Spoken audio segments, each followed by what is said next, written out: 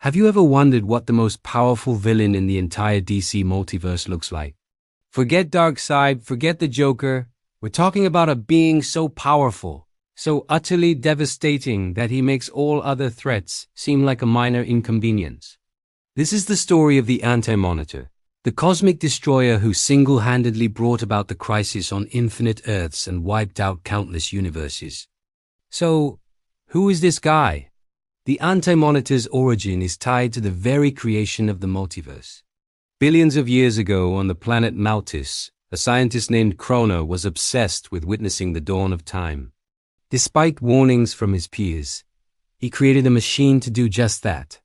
But his experiment backfired catastrophically. Instead of just observing, he fractured creation itself. This act spawned the infinite multiverse, and with it two polar opposite beings, the Monitor born on the moon of Oa, the embodiment of positive matter, and the Anti-Monitor born on the moon of Quad in the antimatter universe, a being of pure destructive antimatter. For billions of years, these two cosmic titans were aware of each other, but locked in a stalemate. They fought a million-year war, battering each other until both were knocked into a state of suspended animation, a deep slumber that lasted for eons. The balance was maintained. The multiverse was, for a time, safe, but nothing lasts forever in the world of comics. The catalyst for the crisis came from another scientist, a man known as Pariah. Much like Krona, Pariah's own forbidden experiment on his Earth led to disaster. He inadvertently awoke the Anti-Monitor from his long sleep, and this time the Anti-Monitor was stronger. He had been absorbing the energy of his entire antimatter universe, becoming an entity of unimaginable power. His first act, he destroyed Pariah's universe, forcing the scientist to watch as his world, his family, everyone he ever knew was erased from existence. As a cruel twist of fate, Pariah was cursed to be teleported from one dying universe to the next, a helpless witness to the Anti-Monitor's galactic rampage. With his newfound power, the Anti-Monitor began his ultimate crusade, to destroy every single positive matter universe and make his antimatter universe the only reality. He unleashed a wave of antimatter that swept through the multiverse, a literal wall of white nothingness that consumed everything it touched. Entire Earths, with their own heroes and histories, vanished in an instant. The sky would turn red, horrifying omen, and then ... nothing. This is when the Monitor, the good twin, finally took action. He had been gathering the greatest heroes and villains from across the remaining universes to make a last stand. Superman from Earth 2, Batman, Wonder Woman, the Teen Titans, even villains like Lex Luthor. This wasn't just about saving one world. It was about saving all of reality.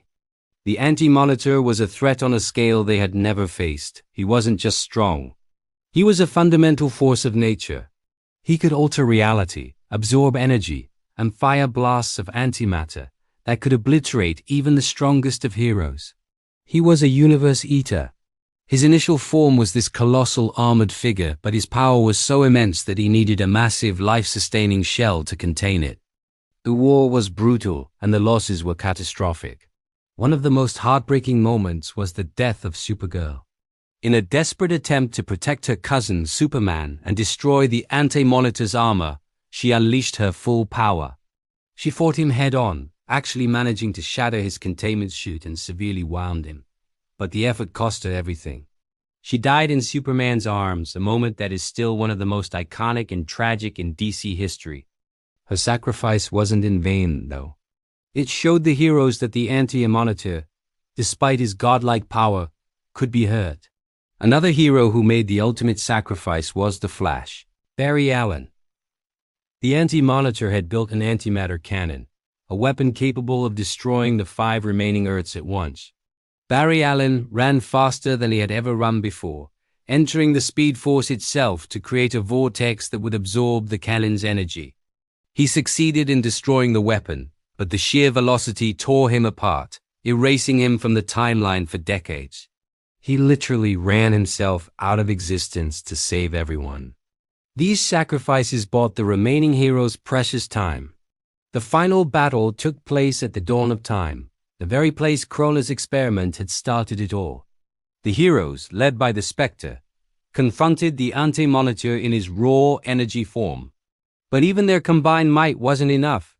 It took a coordinated assault from the Superman of Earth 2, who delivered the final crushing blow.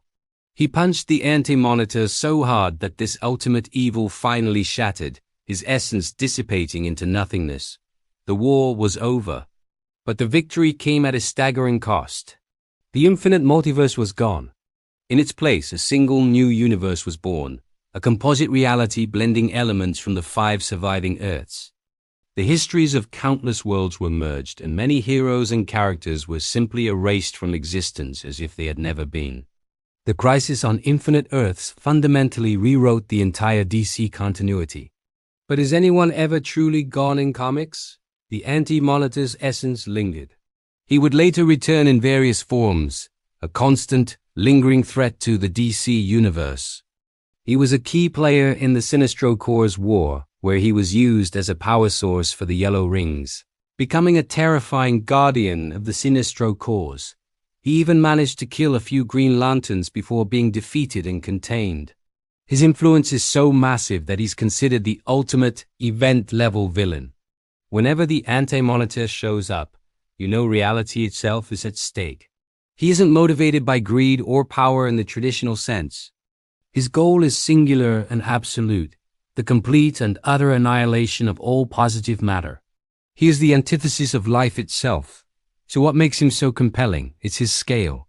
He's not a character you can reason with or outsmart in a conventional way. He's a cosmic disaster, a walking extinction event. His presence forces heroes to make impossible choices and ultimate sacrifices. The story of the Anti-Monitor is a testament to the heroism that shines brightest in the darkest of times. He is the ultimate test, the force that proves why heroes like Superman, Supergirl, and the Flash are so important. They are the light that pushes back against the all-consuming darkness. The Anti-Monitor is more than just a villain. He's a fundamental part of the DCU's cosmic architecture, a living, breathing apocalypse. And while he's been defeated time and again, his shadow always looms, a chilling reminder that the end of everything is always just one crisis away. Thanks for watching, everyone. What do you think is the most devastating feat the Anti-Monitor has ever pulled off? Let me know down in the comments. And if you enjoyed this deep dive into cosmic destruction, don't forget to like, subscribe, and hit that notification bell for more. See you next time.